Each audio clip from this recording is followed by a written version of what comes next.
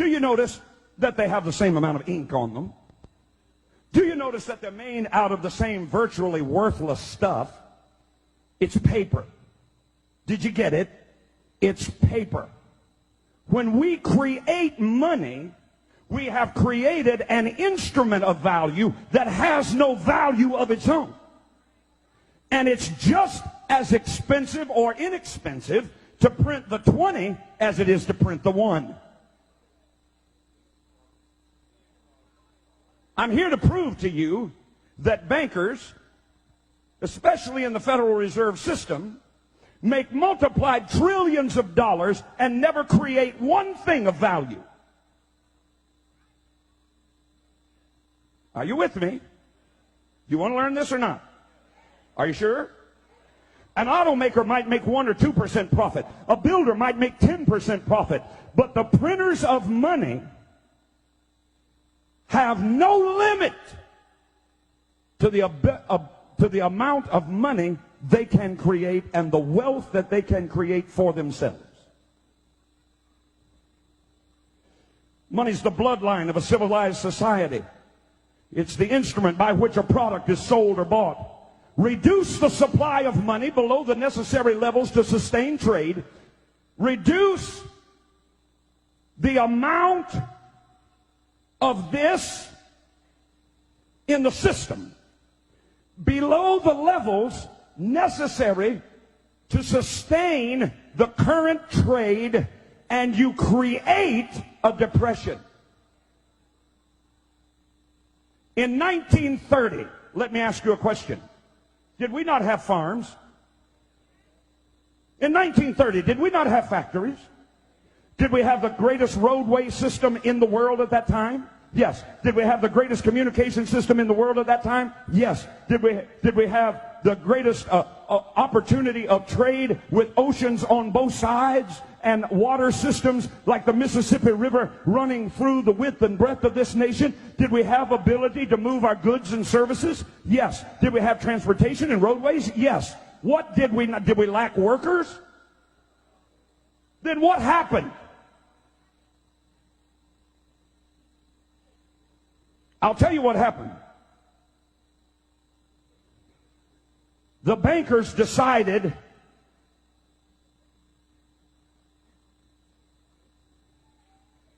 no more money for you.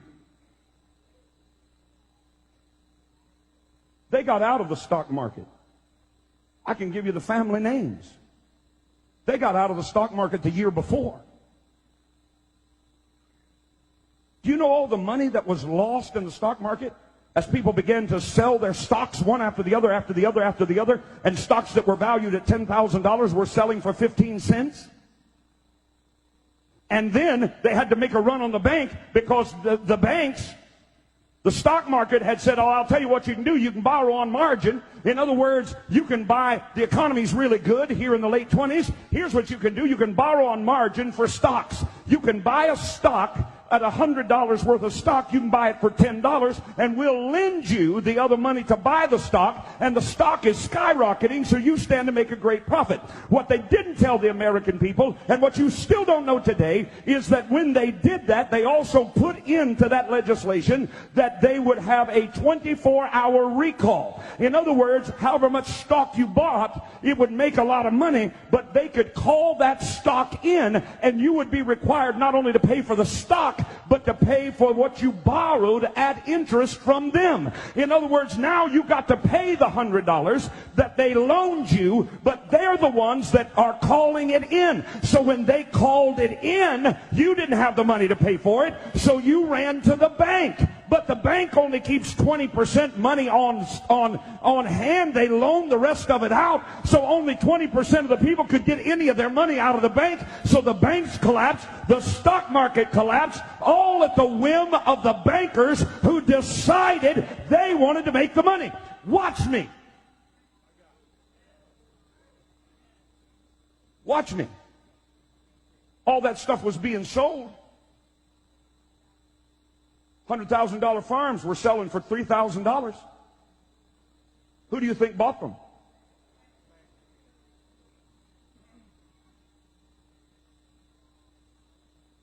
Why are you looking at me funny? You know what you're looking at?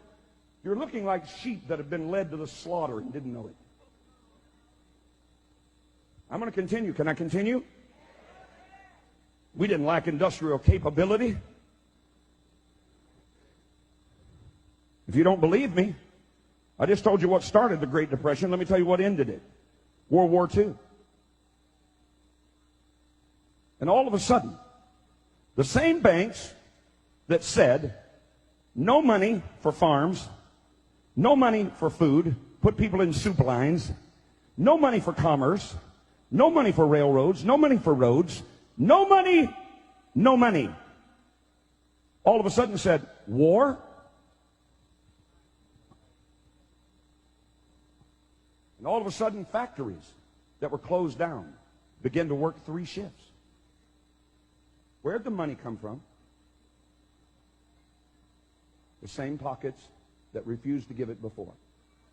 Because they decide when it will be printed, how much will be printed, and how much usury or interest will be paid.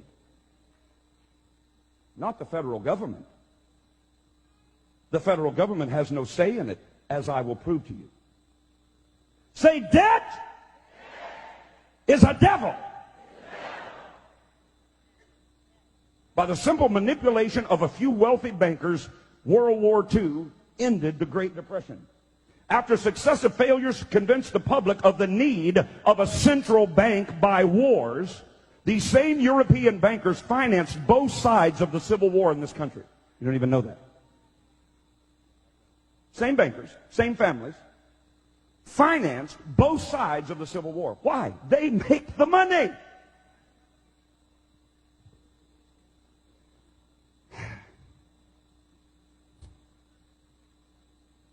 After they couldn't get the American people to swallow the lie of a central bank by creating war, they decided they would artificially create, listen to me, recessions, depressions, inflations, and panics. Since only a small amount of deposits are stored at the bank, about 20%, the other 80% is out on loan with security of property and your promise to pay it back. A simple rumor of a bank's insolvency would make a run on that bank. Everybody would get nervous, go pull their money out of the bank, and that bank would collapse. And then the international bankers who started the rumor in the first place would look like prophets. P-R-O-P-H-E-T-S, prophet.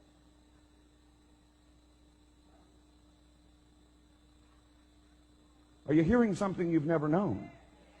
Wave your hand.